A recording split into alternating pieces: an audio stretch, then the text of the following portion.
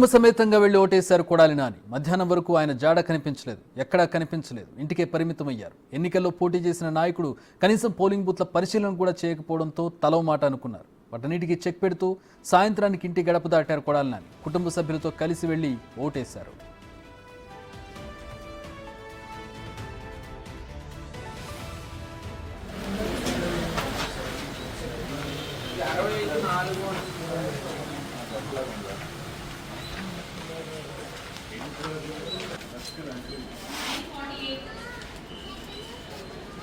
ఉదయం నుంచి కూడా కొడాలి నాని బయట కనబడలేదు ఎక్కడా కూడా. అంటే వార్డులను పరిశీలిస్తూ పోలింగ్ బూత్లను పరిశీలిస్తూ ఉండేటటువంటి ప్రక్రియ ఉంటుంది.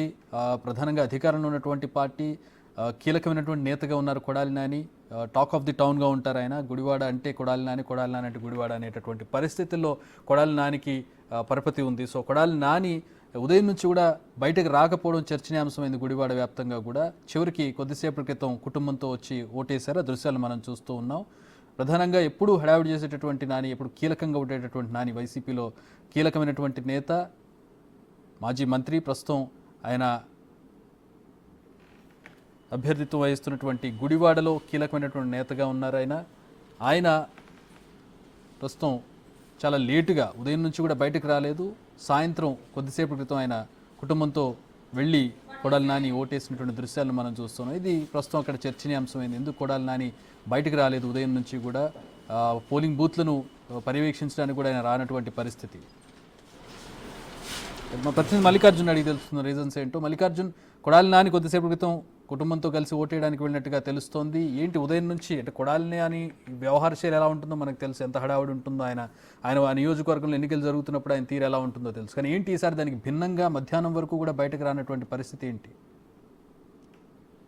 4 గంటల వరకు కూడా ఫ్యామిలీతో కూడా ఇంట్లోనే గడుపుతూ ఉండిపోయారు కొడాలి నాని. ఎప్పుడు కూడా అటు గతానికి భిన్నంగా కూడా ఎప్పుడు కూడా ఈసారి ఎలక్షన్ లో కూడా ఆయన వ్యవహరించినట్టు కూడా తెలుస్తా ఉంది. దానికి మనం ఉదాహరణ కూడా, ఎందుకంటే ఎన్నికలు 2 రోజుల ముందే ప్రచారాలు కూడా ముగుస్తా ఉన్నాయి. ప్రచారాలు ముగితే కొన్ని గంటల ముందు కొడాలి నానికి సంబంధించి కార్యకర్తలు కూడా అడ్డుకోవటం, కార్యకర్తలు, వైసీపీ కార్యకర్తలు, నాయకులు 2 బృందాలుగా కూడా విడిపోయి మరి కొడాలి నాని ప్రచారాన్ని కూడా అడ్డుకోవడం జరిగింది. వీటన్నిటిలో కూడా దృష్టిలో పెట్టుకుని, ఎందుకంటే అక్కడ పోల్ మేనేజ్ విషయంలో కూడా వైసీపీ వెనకబడినట్టు కూడా కొన్ని ఇండికేషన్లు కొడాలి నానికి వచ్చినట్టుగా కూడా అక్కడ కొంత ప్రచారం జరుగుతూ ఉంది.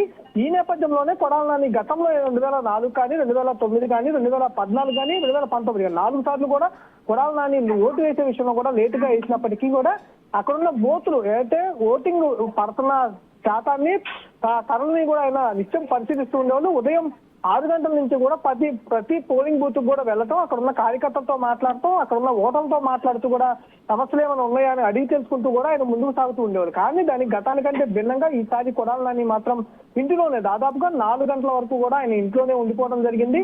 ఈ బేసిక్ గా కారణం ఒకటే చెప్తా ఉన్నారు, పోల్ మేనేజ్మెంట్ విషయంలో కానీ కార్యకర్తలు కూడా 2 భాగాలుగా చీలిపోవడం విషయంలోనే ఆయన కొంచెం మనస్తాపం చెందినట్టుగా కూడా చెప్తా ఉన్నారు. అందుకోసమే ఆయన ఇంట్లో నుంచి బయటికి రాకుండా ఫ్యామిలీతో 4 గంటల తర్వాత పోలింగ్ బూత్ కి వెళ్ళి ఓటు వేసి మళ్ళీ తిరిగి ఇంటికే వెళ్ళిపోయినట్టుగా కూడా చెప్తా ఉన్నారు చక్రి. అంటే ఆయన మనకి బయటికి వచ్చినప్పుడు కూడా ఆయన చూస్తూ ఉన్నాం మనం, చాలా డల్ గా కనపడుతున్నటువంటి పరిస్థితి. ఆయన అంటే ప్రధానంగా ఒకటే చెప్తా ఉన్నారు చక్రి, 4 సార్లు ఆయన ఎమ్మెల్యేలుగా గెలిచారు, 5వ సారి ఇప్పుడు పోటీ చేస్తా ఉన్నారు.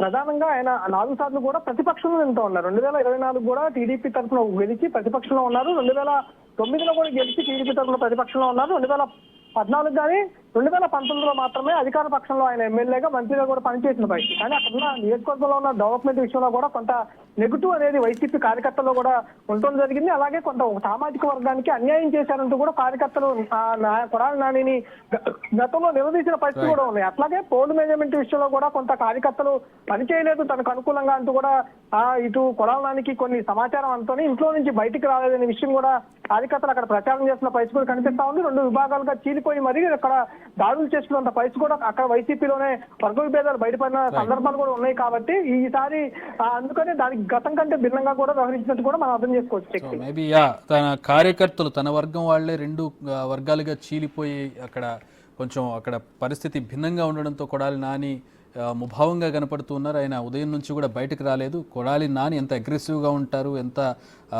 ఏ విధమైనటువంటి వ్యాఖ్యలు చేస్తారు, మీడియా ముందుకు వచ్చినా లేదంటే ప్రచారంలోకి వచ్చినా అనేది అందరికీ తెలిసిందే. కానీ దానికి భిన్నంగా అంటే గతంలో ఎప్పుడు కూడా అంటే ఒక అధికార పార్టీ ఎమ్మెల్యేగా ఉన్న సందర్భంలో కావచ్చు, ఎమ్మెల్యే అభ్యర్థిగా బరిలో ఉన్నప్పుడు కావచ్చు, ఏ అభ్యర్థి అయినా చాలా ఉత్సాహంగా పోలింగ్ బూత్ల్లో తిరుగుతూ అక్కడ ఆ పోలింగ్ బూత్లను పర్యవేక్షిస్తూ ఆ హడావిడి అనేది కనబడుతూ ఉంటుంది. కానీ కొడాలి నాని లాంటి నేత నుంచి మరింత ఉత్సాహాన్ని కార్యకర్తలు కావచ్చు, ఆ పార్టీ నేతలు కావచ్చు ఆశిస్తూ ఉంటారు. కానీ దానికి భిన్నంగా ఈరోజు ఉదయం నుంచి కూడా కొడాలి నాని బయటకు రానటువంటి పరిస్థితి.